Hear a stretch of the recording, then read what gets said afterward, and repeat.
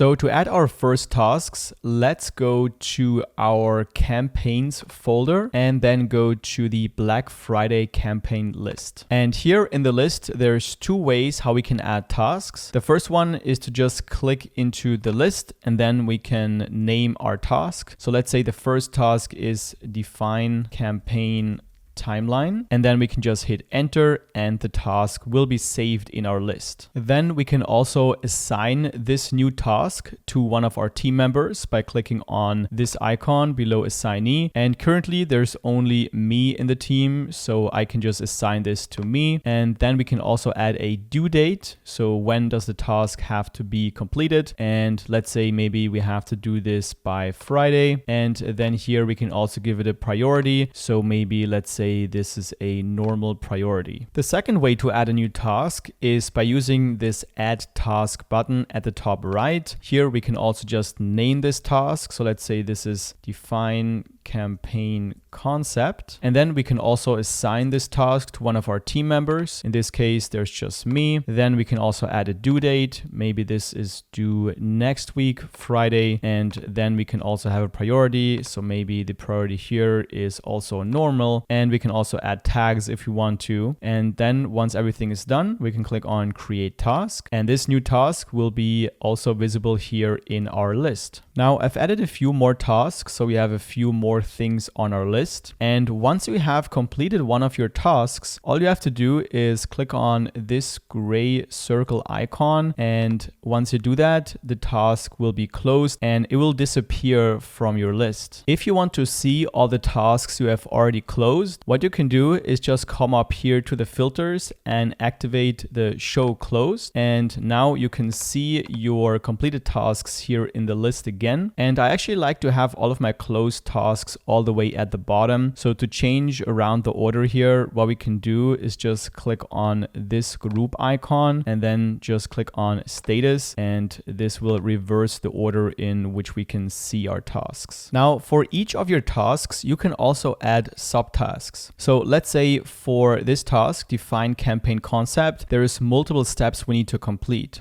So what we can do here is click on the plus icon and then add a subtask for this task. So let's say we have step 1 and then maybe we have step 2 and we have step 3. So we have to complete all of these steps in order for us to complete this main task. And if we don't want to see each of the subtasks, we can just click on the drop down arrow here. So it collapses down and we can just see the main one. Now let's talk about the different statuses of our tasks or different stages our tasks can be in. Currently, we only have two statuses. We have the to-do status, which all of our new tasks will be in. And then once we close the task, the status will be changed to the complete status. Now we can add more statuses for our tasks by clicking on the three dots right here. And then we can click on manage statuses. And here again, we can see our statuses